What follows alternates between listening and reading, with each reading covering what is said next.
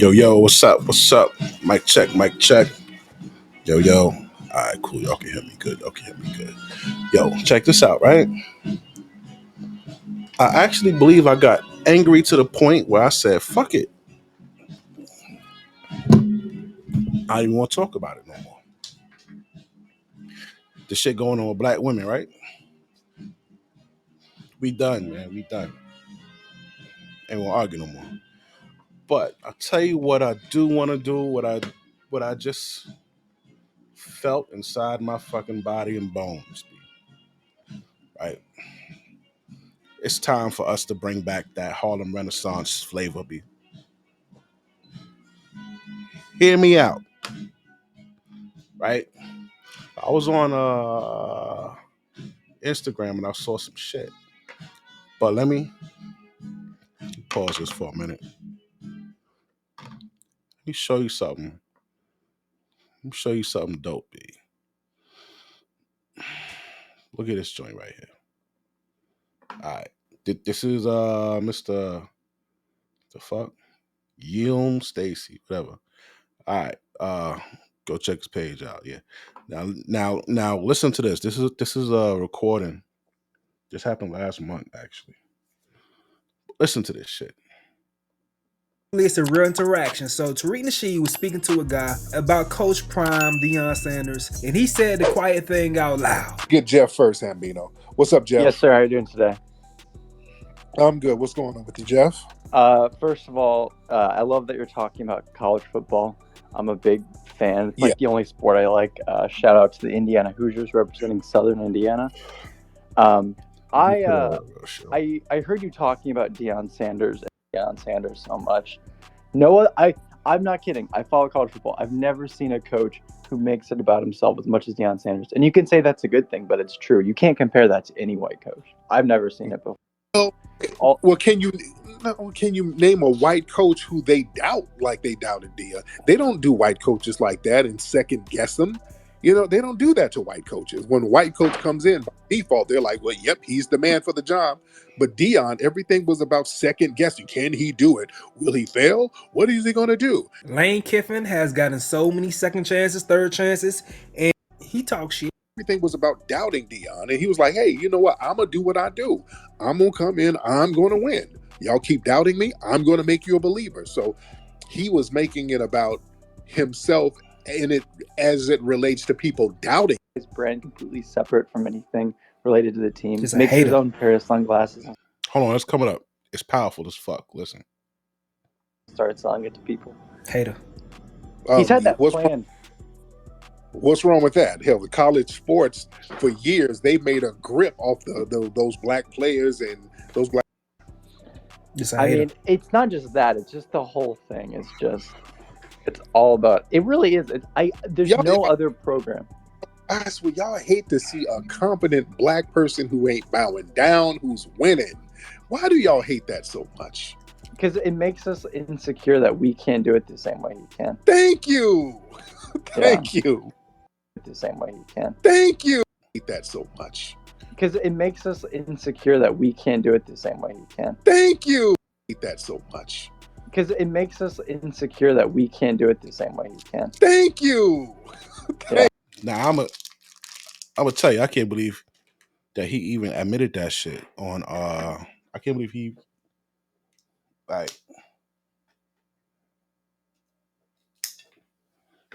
can't believe he said that shit, bro.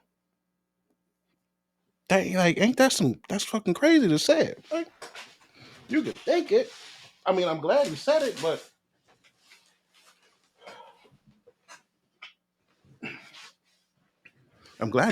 I know there's some white brothers, people like there's some white people somewhere like, yo, this motherfucker's crazy. Right? Why'd you say that stupid shit, right? Don't tell these niggas that, right? Thank you.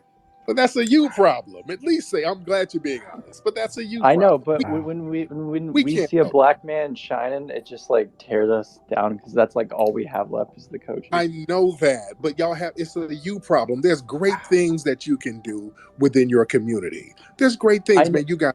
Listen how he's telling them the great shit he can do in his community. This is kind of comical.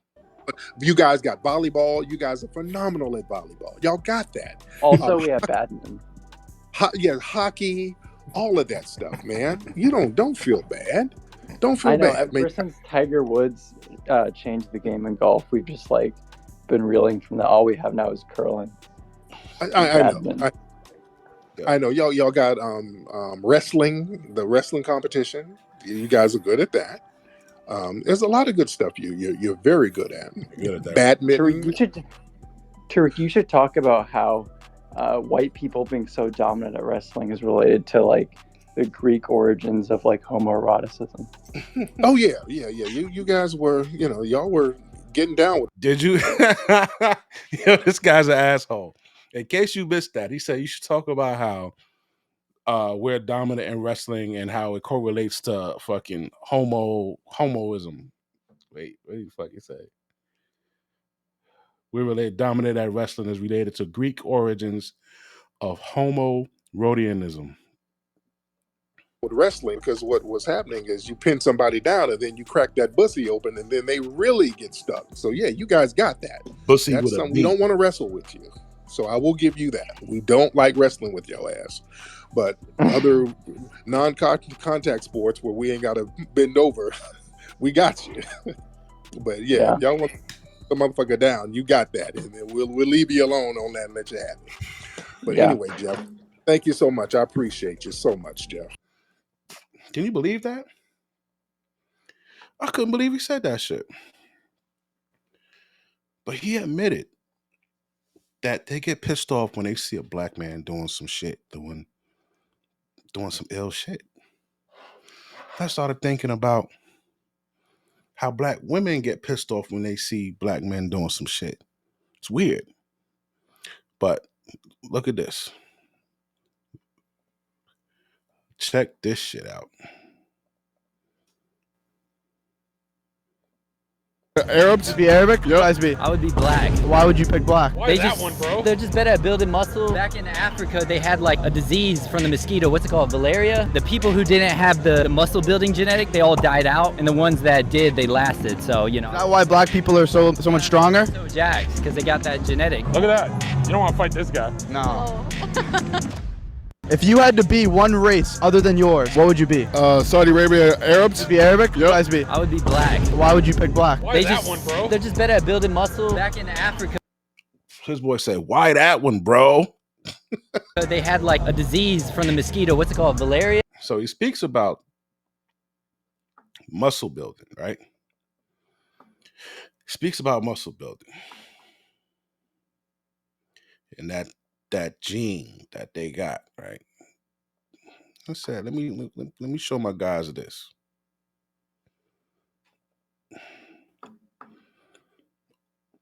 This guy was 60 years old at the time. Let's go, OG. 64, sorry. Huh? Let me know who's going on. OG shot T. Let's go. Give me 10. 10, 9, 8, 7, 6, 5, 4, 3, 2, 1. Ah! Oh, yeah. 1, 2, 3, 4, 5, 6, 7, 8, 9, 10. Oh! I can't get it. Pull over. Let's go, Shy. Ah! Eat, OG. 10, 10, 9, 8, 7, 6, 5, 4, 3, 2. Let's go. Good money, Shy. Huh? Oh, he ain't done. Oh, he ain't done. Oh, Shy ain't done. Shy ain't done. Let's eat, Shy. OG. So I'm showing this because I want us to get on some new shit. I want us to get on some new shit. This is the new wave. Things that have been going on, you know what I'm saying, back in the day. I just looked up some shit, man. Harlem Renaissance, bro. If you want to see some shit, look up the Harlem Renaissance, man. It was fucking dope as fuck. Dope dope as fuck, man. You know. Oh, of course. You know, us men, we're very kind. We're kind monsters. So we also have to show love to our sisters. And keep the body tone. I personally don't have time to go to the gym, and I personally don't like to go to the gym because I want to work out. I don't want to be harassed. At the end of the day, you ladies know what I'm talking about.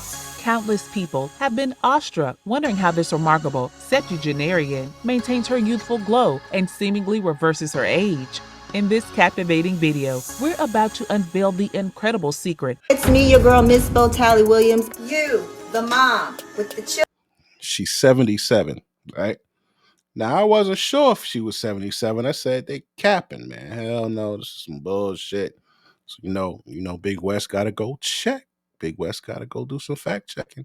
The only thing I could come up with was this site, Famous Birthdays, right? Bo Tally, that's her name on Instagram, right? She was born in 1945, bro. Right? She 77. This is fucking amazing, bro. Instagram encourages mothers to reach their fitness goals regardless of age. Popular account, native of Georgia. Trivia: she was cast as Cynthia Campbell in the television movie The Real Georgia Peaches. She married WNBA coach Fred Williams. She has 4 children.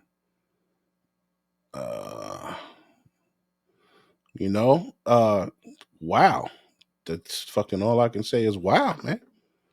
And we're gonna tip our hat to her. We're gonna tip our hat to old man Shotty. Children. The mom that works, the mom that can't get out the house, the mom that don't like to go to the gym, the mom that stays home and work like me. I am you guys.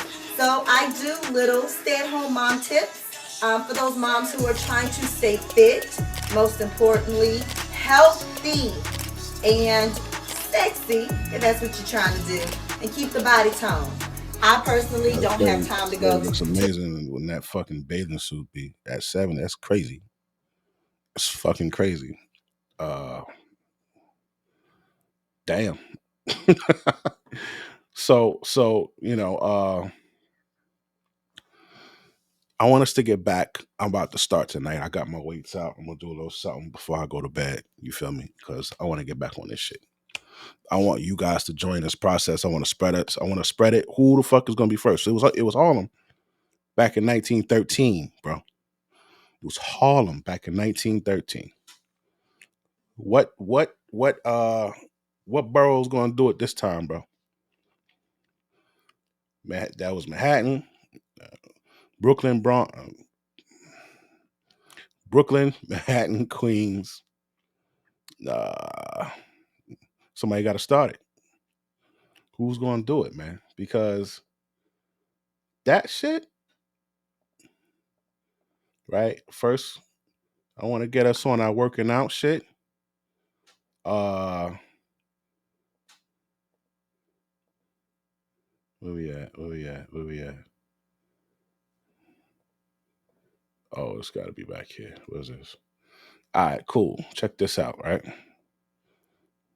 Only 3 exercises. So I'm 46, right? This cat right here just made a video for those over 40. 3 exercises. Work or all of the above. You don't want to spend 2 hours in the gym each day like you did in your 20s. So he got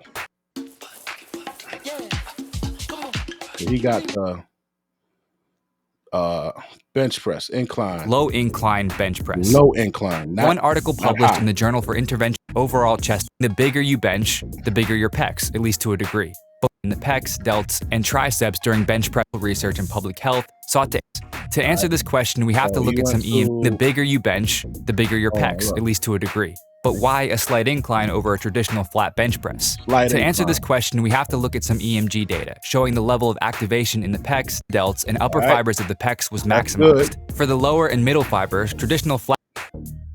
Number 2, Pendlay row. This compound movement targets all of the upper body pulling muscles, and it's also the best exercise for applying load through your entire back musculature. On top of that, since every rep is initiated from a dead stop, the momentum is removed from the equation, reducing the risk of injury. The exercise acts as a hybrid between a barbell row and a chest-supported row.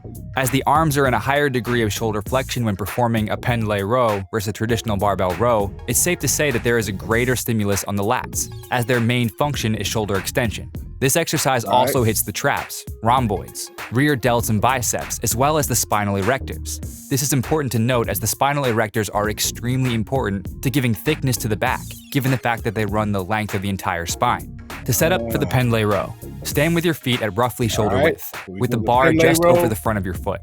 Incline. Number 3, barbell back squat. If you want a big set of legs, you're gonna have to do some form of a squat, period. Whether it be with a barbell, kettlebell, or machine. If you want some mass on your legs, you have got to squat.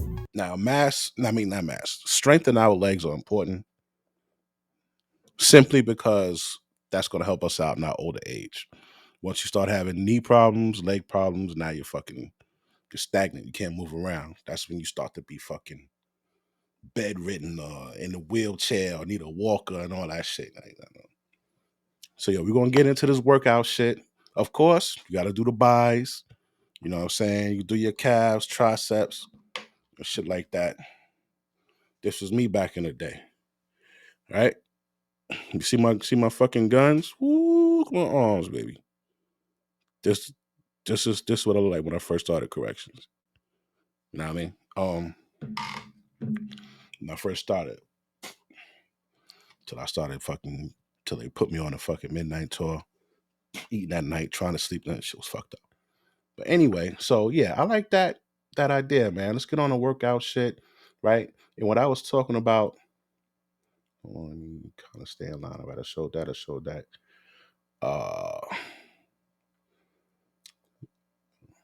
Make sure I got it. The workout. We did the workout shit. Oh yeah, this right here. One of the dudes when this show came out, man, I was like, yo, I want to dress like that. You know who I was talking about? Fucking Ghost, B. Now, I'm in your pocket, but you look, brother, like you got $1 million. Listen to what he said. I can hear my uncle saying, oh, you ain't got but a dime in your pocket, but you look, brother, like you got $1 million. Good morning, good people. This is Omari Hardwick, and I'm going to take you guys through my morning routine. I wake up without giving too much certain away. shit. Here we go. Shaving, put toner on your face. Take time grooming yourself. Man, you know what I'm saying? Need to make sure South Florida. That's y'all type of dude. Me, I'm personally, I'm more of a rugged type of guy myself. All right, but I'm gonna show you what I do like. What I do like. This right here. Repping for the Silver Fox couples right here. You see this? This is what got me onto the this is actually what carried me into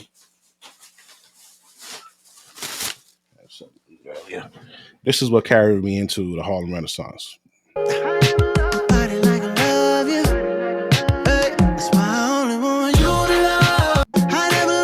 Don't they look great?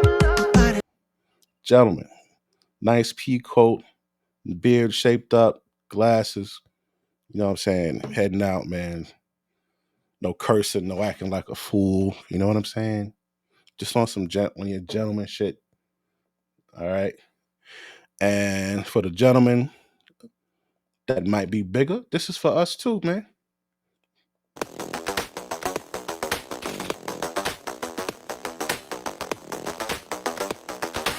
But we're gonna lose all this shit.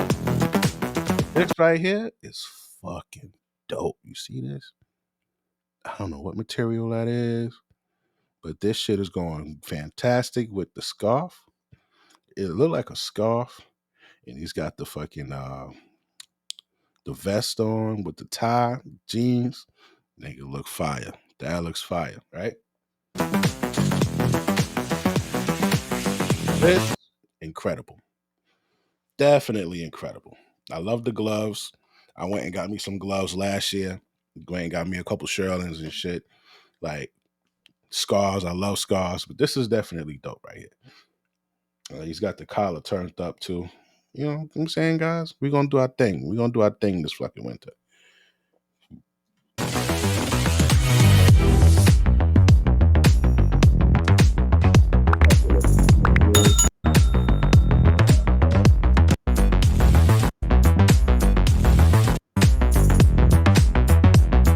All right. So we're going to get on our dress and shit. I know that the ladies were upset because of some shit about gentlemen wearing suits. They said some real foul shit about gentlemen wearing suits. I don't know why. Like how upset you have to be angry at men in suits. I don't know.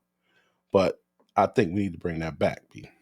Because icon living. Start a record label, Misfits just did it. Nylon cover 5 minutes. Whoa, we are too hot in the business. About to make a movie. What you call an icon living. Start a record label, Misfits just did it. Nylon cover 5 minutes. Whoa, we are too hot in the business. About to make a movie. What you call an icon living. Start a record label, Misfits just did it. Nylon cover 5 minutes. Whoa, we are too hot in the business. About to make a movie. What you call an icon living. Right? Now, what else? This next slide. Gotta give credit where credit is due. These dudes is killing it, man. They've been killing it for a minute, right? And if you're in your 40s like me, or if you're in your late 30s, start looking into this shit here. This is the Silver Fox Squad.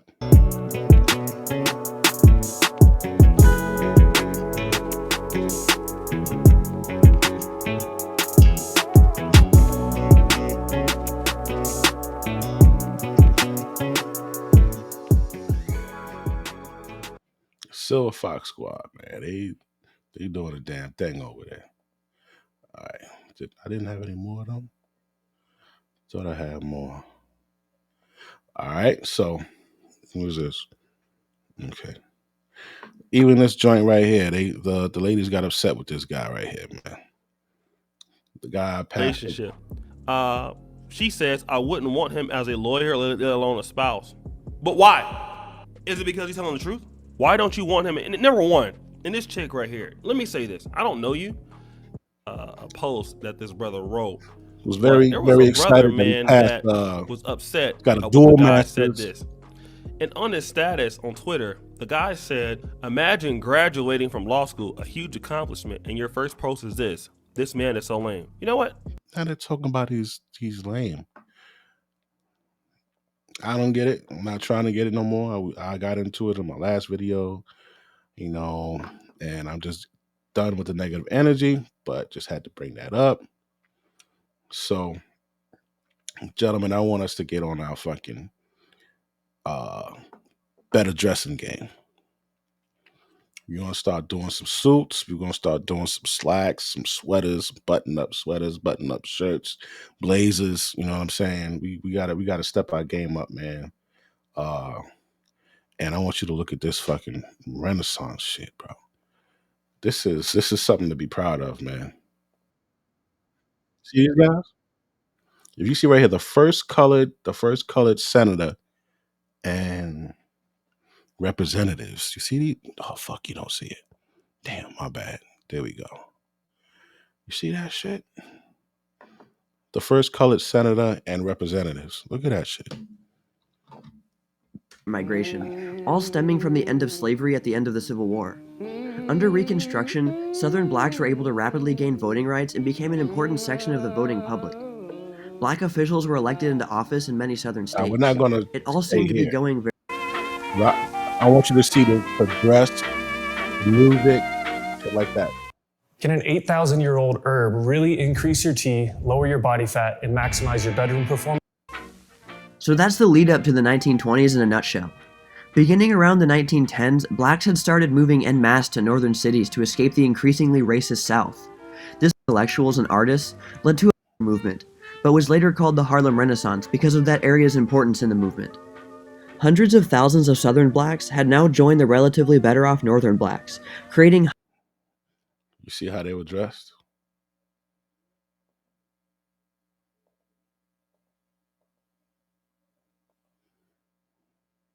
...of those cities. This is a generalization, but think of it cities and illustrations of black. Hundreds of thousands of Southern blacks had now joined the relatively... Now, she look a little crazy right here, right? But look at her dressed. Whatever this hat is, that was some nice shit. You know, look at the brothers in the back with the hats on and their suits. You feel me? Better off Northern blacks, creating higher concentrations of black Americans in northern cities and establishing their own communities that often took up entire sections of those cities. This is a generalization, but think of it kind of like this. Within the Harlem Renaissance figures, those who were already in the North were the intellectual type, and those from the South were more earthy, though they brought with them new, innovative, and accessible developments in the arts. Like I said, it's a generalization, so don't think it was such a straight dividing line. Raised in the North and was sophisticated, suave, and reserved. Armstrong on the other... Sophisticated, suave, and motherfucking reserved, Pop. Know what I mean?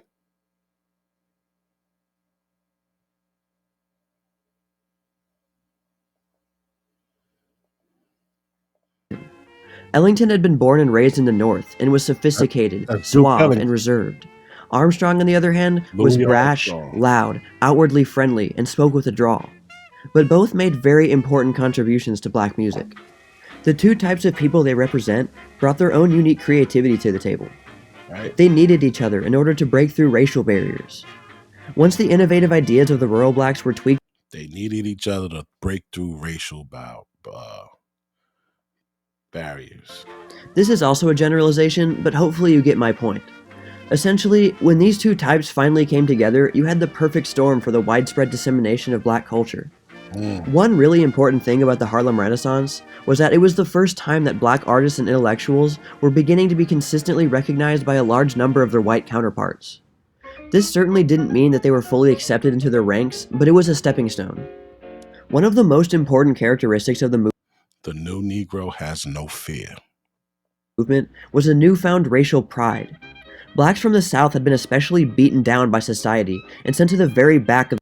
look at that. Cigars, B. Yeah, cigar store, B. Oh, man. The new Negro has no fear.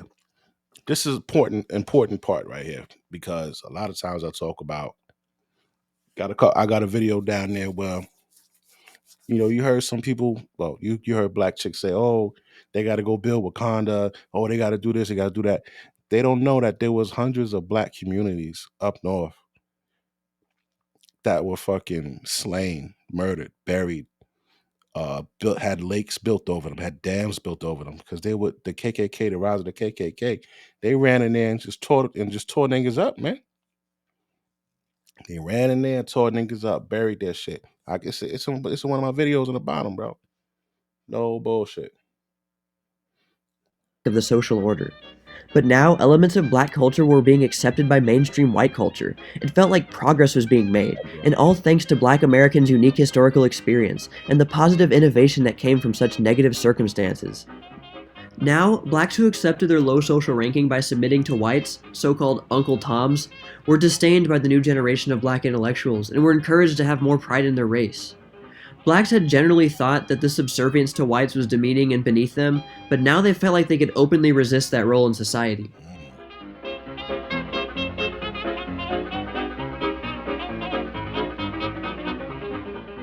In the literary realm, a few of the most prominent names were Langston Hughes, James Weldon Johnson, and Zora Neale Hurston. All were writers who dabbled in multiple styles and who tried to bring... I'm just showing you the shit. Don't go switching. I hope you ain't fucking leave. All right, I want you to see, when you look at this shit right here, and then you listen to the type of shit that these broads talk about, man. Not the one with the headphones, this fucking warlock bitch right here.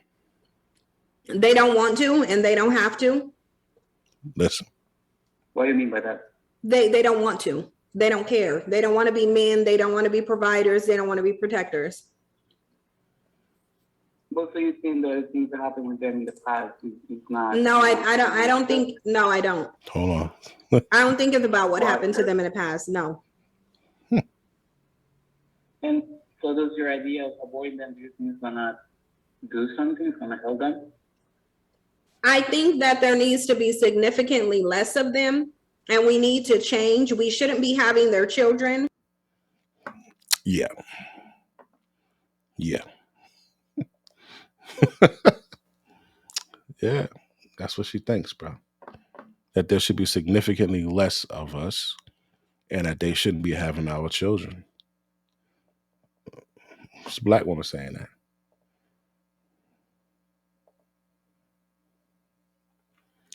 Dressed well. Very good.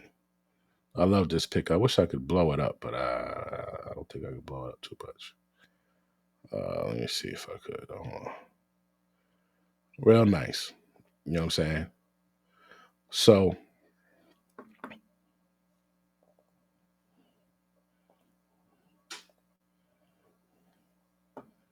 black man, sharp dressed. You know what I'm saying? Nothing wrong with this, Pop. That's what I want us to go back to. You heard these the white dudes say, you know, their genetics. He said if he couldn't be his race, what race would he want to come back as? He said black. Right? So also with working out, dressing better, behaving like a gentleman, we got to make that money, right? So I went and looked up highest paying trade jobs, right? Highest paying trade jobs in demand for 2023. So this is what they came up with right here. Ultrasonographer, radiation therapist, respiratory therapist, dental hygienist, construction manager. You can actually go, to trade school for this. There's a dude, black guy, he's the security down at the front gate. His name is James. Shout out to James. His son went to I think it was Florida. No, Florida or Arizona, one of them. To be a construction manager. It's like 20-something, no kids. My man put his time in, and now he's making fucking bread. He's making way more than this because he was actually able to go and be contracted for another spot. He left Arizona, we went down to Florida. Him and his girlfriend, and he's making like $150, bro, down in Florida. I don't even know how you do that. Aircraft mechanic, cable technician, right? Industrial mechanic, solar installer, real estate, licensed practice nurse, electrician, right? Ultrasonographer, national average, 141, associate's degree, right? You can also go look up programs for this to learn this shit too, guys. All right, radiation therapy. Look at this shit. Respiratory therapist, guys. So those are the trades, right? I also went ahead and looked up 10 highest paying majors for black college graduates, right? You know, I'm about men, black men, children, and as you hear me say, I also support violence. So listen, if you're gonna go to school, bro, don't go to school for no bullshit. Don't get no college debt and you come out making fucking 40 grand. All right. So they got what they got here: industrial manufacturing engineer, electrical engineering, mechanical engineering, chemical engineering, right? General engineering, computer engineering, pharmacy, nursing, computer science. This right here, this computer science shit, bro. There's a lot you could do with this. Their salaries are fucking insane. I'm talking about if you combine the right, by combining the right fucking certifications, bro. 2, 3, 4, 5, 6, 7, 800,000, bro. No cap, no bullshit. Now, when you get to that type of salary, they start to combine it. They don't give you 800,000. They don't give you 600,000 a year like that. They'll give you like 300,000 as a base salary, and then they'll give you 300,000 in the worth of stock. You could sell your stock to get the cash. I guess they'll take a little tax off or whatever. You could sell your stock to get the cash, but they're gonna give you 300,000 in stock, 300,000 salary. If you're making 600,000, 400,000 in stock, maybe 200, like that. Like that's how they do this shit. Harlem Renaissance, we did that. And so the Harlem Renaissance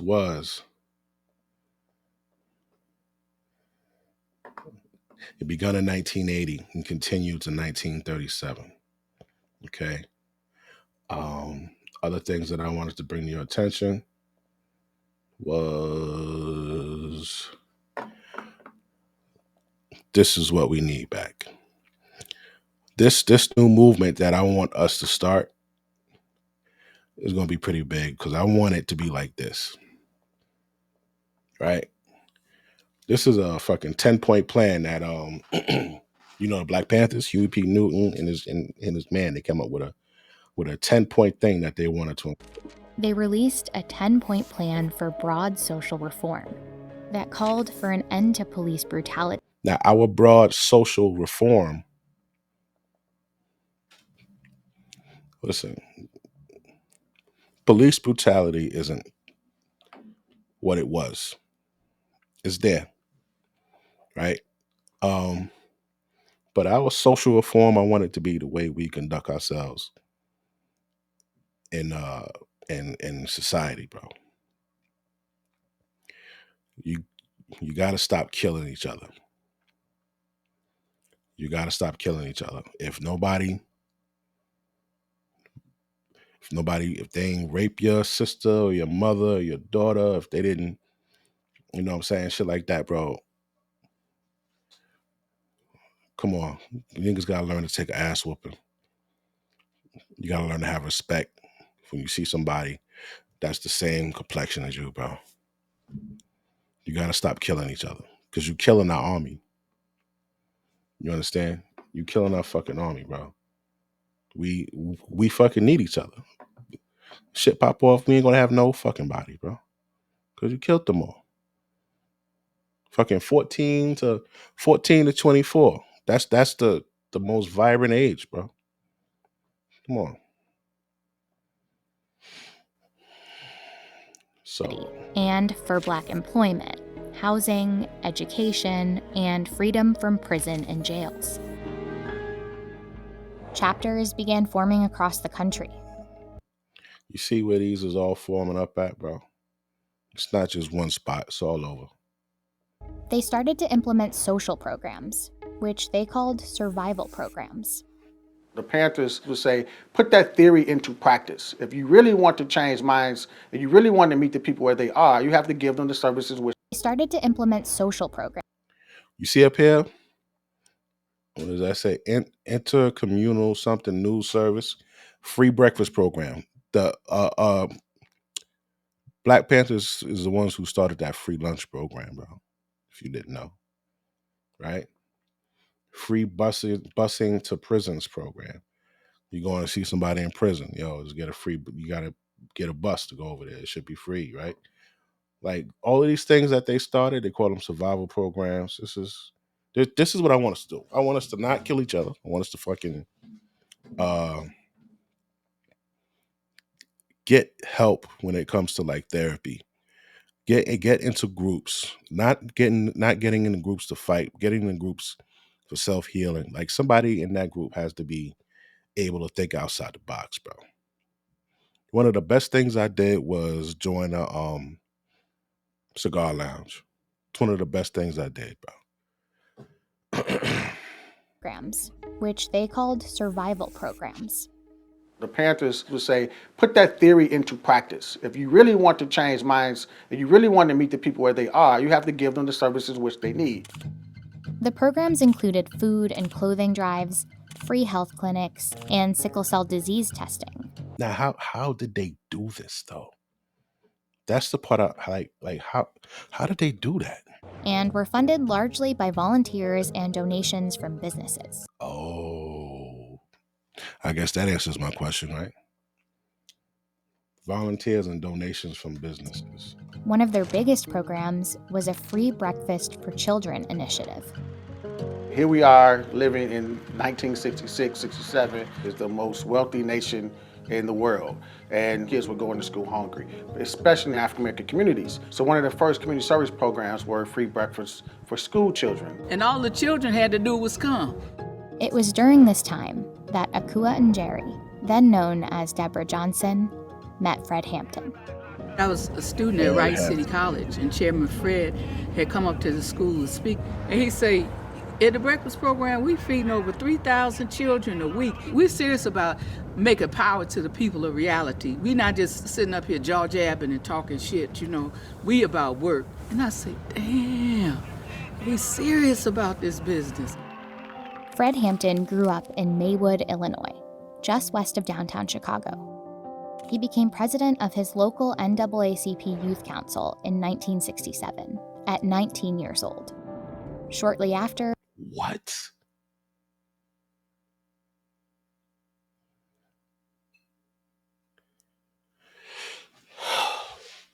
At 19 years old.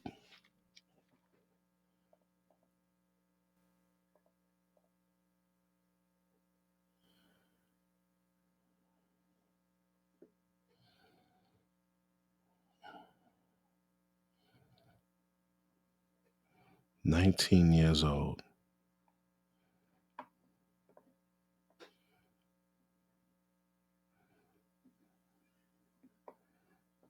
Wow. That's like you got the most testosterone flowing in your body. You're fucking seeing what's going on. You're masculine. I swear, that's why they be watering down. That's why they be shying from masculine shit, bro. They don't want no more of that shit. They want soy boys. They want these niggas to play video games and get bitches pregnant and all that shit. And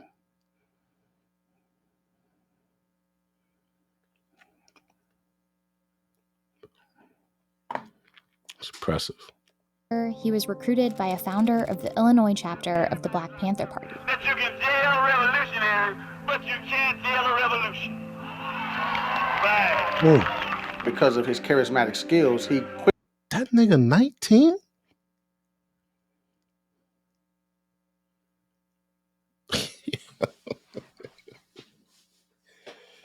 He's 19. Talk about you could jail a revolutionary, but you can't jail a revolution. Oh my God. Quickly rise to the top of the crop. Here he is at age 21, building and leading the Illinois chapter Black Panther Party. Damn. Yo, when I was working on Rikers, man.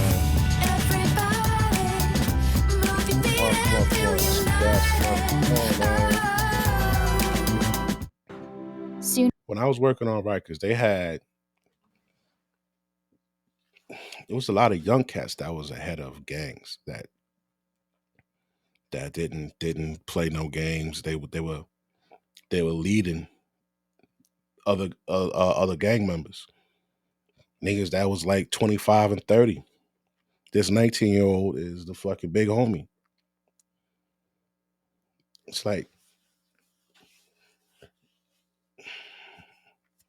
imagine if they wouldn't have put that energy into the gang and they would have put it into a different movement like this nigga. Oh, shit. soon after they met, Njeri and Hampton became a couple. Anybody that has met him or heard him speak, they say he wasn't bullshit. He was for real. You have to understand that people have to pay the price for peace. If you dare to struggle, you dare to win. If you dare not to struggle, then goddamn it, you don't deserve to win. Let me say peace to you if you're willing to fight for it. Chicago in particular was a place where the party's You see this?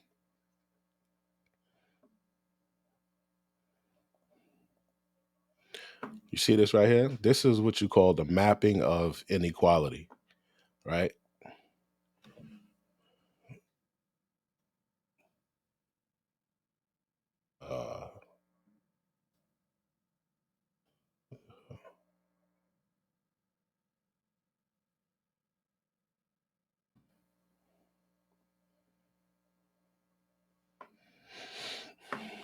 Okay, you see that, right?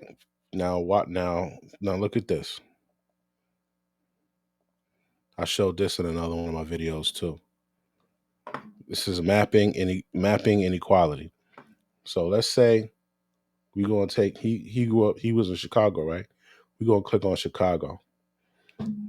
These colors, the red, right, described as the area characterized by detrimental influences, pronounced degree, undesirable population, or infiltration of it. They recommend lenders refuse to make loans to these areas only for a conservative bias. Basically, this is a D level. D is classified as hazardous. So just like in that shit, the red is hazardous, the yellow is definitely declining, right? So let me go back to the string. Where is it? Hold on. Okay. Back to the thing. I just wanted to show you that because that's the shit that I be showing in my other streams. That's crazy. Ideals especially resonated. It was then the second largest American city, and due to decades of discriminatory policy. So you see how much fucking red is in this bitch? And yellow? And the reason why I put it in my other stream is because I said, if you live in a red or yellow neighborhood, don't make no fucking babies there. Because then your kids gonna grow up in that red or yellow neighborhood, in that hazardous or definitely declining neighborhood. You don't want that. These also one of the most segregated. Chicago's mayor at the time, Richard J. Daley, opposed neighborhood integration.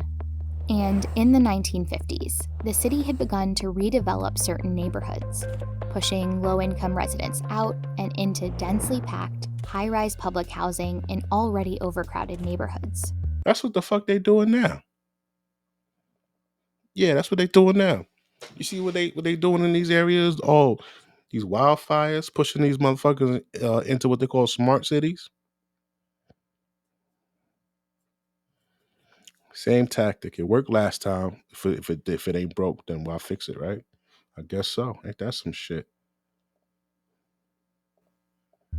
Black people were pushed primarily to the south and west side of Chicago.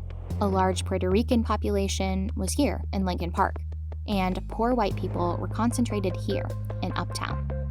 These groups all faced similar problems.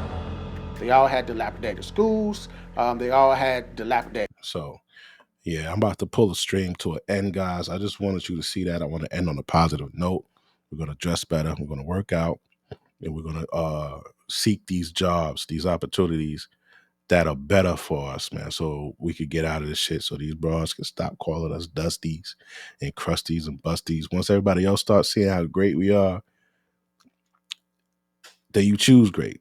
Me, I'm not choosing another black chick. It's a dub. As far as you can do what you like. But as long as you're a good fucking citizen in this community and you're about, bringing better kids into the world, you're about making money, you're about connecting with other people that make money. Like, we got to start somewhere, man. That if you can look back at that Harlem Renaissance shit, man, I'm gonna look into it some more, and I'm gonna do a part 2 to this. All right, y'all. I'm out. It's 2:01 in the morning. I'm tired. Holla at y'all later. Peace.